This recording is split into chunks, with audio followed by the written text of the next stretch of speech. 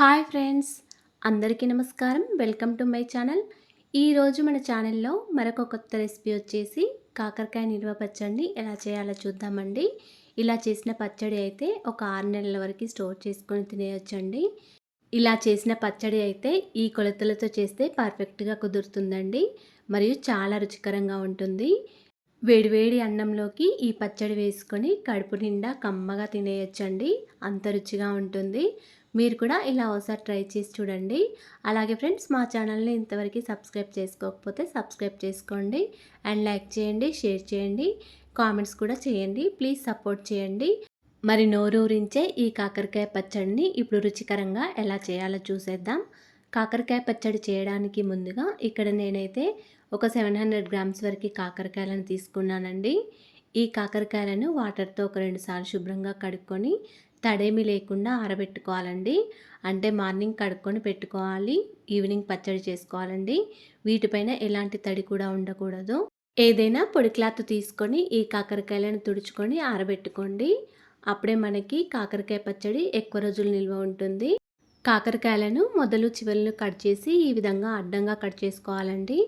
మరి సన్నగా కాకుండా మరి మందంగా కాకుండా ఈ సైజులో కట్ చేసుకోవాలి.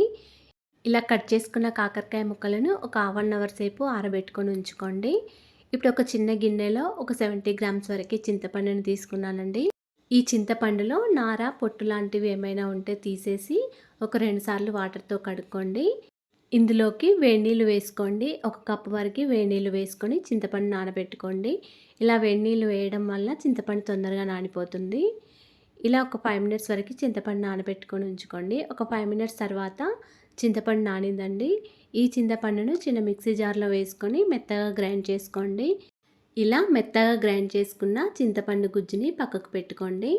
తర్వాత స్టవ్ ఆన్ చేసుకొని ఒక కడాయి లేదా ఫ్రై ప్యాన్ పెట్టుకొని దీనిలో ఒక ½ కేజీ వరకు ఆయిల్ వేసుకోవాలండి. అంటే 500 గ్రామ్స్ వరకు ఆయిల్ వేసుకోవాలి.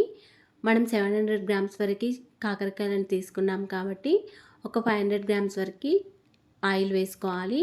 ఆయిల్ బాగా వేడయ్యాక మనం కట్ చేసుకొని పెట్టుకున్న కాకరకాయ ముక్కలని సగం వేసుకొని ఫ్రై చేసుకోవాలండి.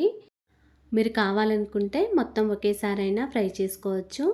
ఇక్కడ నేనైతే సగం వరకు వేసుకొని ఫ్రై చేసుకుంటున్నాను. ఈ విధంగా ఆయిల్లో కాకరకాయ ముక్కలను వేసిన తర్వాత ఇలా గరిటెతో ఆయిల్ లోపలికి అనుకుంటూ ఫ్రై చేసుకుంటూ ఉండాలండి. దగ్గరే ఉండి మంటను హై ఫ్లేమ్లో పెట్టుకుంటూ ఫ్రై చేసుకుంటూ ఉండాలి. ఈ కాకరకాయ ముక్కలు ఫ్రై చేయడానికి కొంచెం టైం ఎక్కువగానే పడుతుందండి. ఇలా ఈ కలర్ వచ్చే వరకు కాకరకాయ ముక్కలను ఫ్రై చేసుకుంటూ ఉండాలి.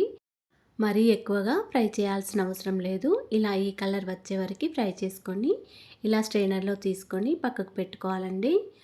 ఈ విధంగా ఆయిల్లో నుంచి తీసుకున్న కాకరకాయ ముక్కలన్నింటినీ తీసుకొని పక్కకు పెట్టుకోవాలి. మళ్ళీ అదే ఆయిల్లో మిగిలి ఉన్న కాకరకాయ ముక్కలను వేసుకోవాలండి. మళ్ళీ స్టవ్ని హై ఫ్లేమ్లో పెట్టుకొని మళ్ళీ కాకరకాయ ముక్కలను ఫ్రై చేసుకోవాలి. ఎక్కువగా ఫ్రై చేసుకోకూడదండి. వీడియోలో చూపించిన విధంగా ఈ విధంగా ఫ్రై చేసుకొని పెట్టుకోవాలి. మళ్ళీ అదే విధంగా ఫ్రై అయిన తర్వాత మళ్ళీ స్ట్రైనర్లో తీసుకొని పక్కకు పెట్టుకోవాలి.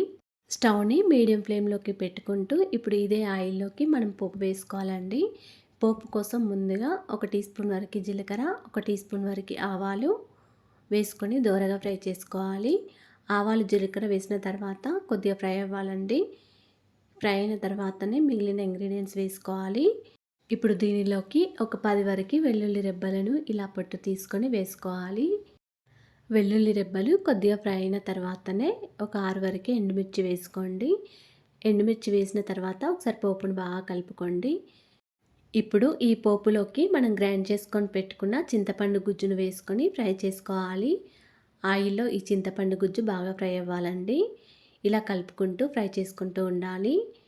ఇలా చింతపండు గుజ్జు ఫ్రై చేసుకున్న తర్వాత దీనిలో ఒక 2 రెమ్మల వరకు కరివేపాకు కూడా వేసుకొని ఒక 5 మినిట్స్ వరకు ఫ్రై చేసుకోవాలండి.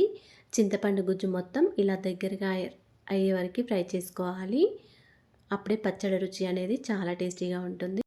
ఇప్పుడు స్టవ్ ఆఫ్ చేసుకొని ప్యాన్ని పక్కకు పెట్టుకొని పోపును చల్లారబెట్టుకోవాలండి. తర్వాత మళ్ళీ స్టవ్ ఆన్ చేసుకొని ఒక చిన్న ఫ్రై ప్యాన్ పెట్టుకొని దీనిలోకి ఒక 2 టీ స్పూన్ల వరకు మెంతులు వేసుకోవాలండి. మెంతులు కొద్దిగా ఫ్రై అయిన తర్వాత 1 టీ స్పూన్ వరకు జీలకర్ర, 1 టీ స్పూన్ వరకు ఆవాలు వేసుకొని మంచిగా ఫ్రై చేసుకోవాలండి. ఇవి మంచి స్మెల్ వచ్చే వరకు ఫ్రై చేసుకోవాలి. ఇలా ఫ్రై చేసుకున్న తర్వాత స్టవ్ ఆఫ్ చేసుకొని కొంచెం చల్లారాక ఇది మిక్సీ జార్లో మెత్తని పొడిలాగా గ్రైండ్ చేసుకోవాలండి. ఈ పొడిని ఇలా మెత్తగా గ్రైండ్ చేసుకున్న తర్వాత మనం దేనిలో అయితే పచ్చడి కలుపుకుంటామో దానిలోనే ఈ పొడిని వేసుకోవాలండి. నేనైతే ఇలా ఒక బేషన్ లాంటిది తీసుకొని ఈ మెత్తగా గ్రైండ్ చేసుకున్న పొడిని బేషన్లో వేసుకున్నాను. ఒక 10, 15 వరకి మళ్ళీ వెల్లుల్లి రెబ్బలు తీసుకొని అదే మిక్సీ జార్లో వేసుకొని మళ్ళీ మెత్తగా గ్రైండ్ చేసుకోవాలండి. ఇలా గ్రైండ్ చేసుకున్న వెల్లుల్లి పేస్ట్ని మళ్ళీ బేషన్లో వేసుకోవాలి. ఇప్పుడు దీనిలో ఒక కప్పు వరకు కారం వేసుకోవాలండి. కారం వచ్చేసి ఒక 100 గ్రామ్స్ వరకు ఉంటుంది.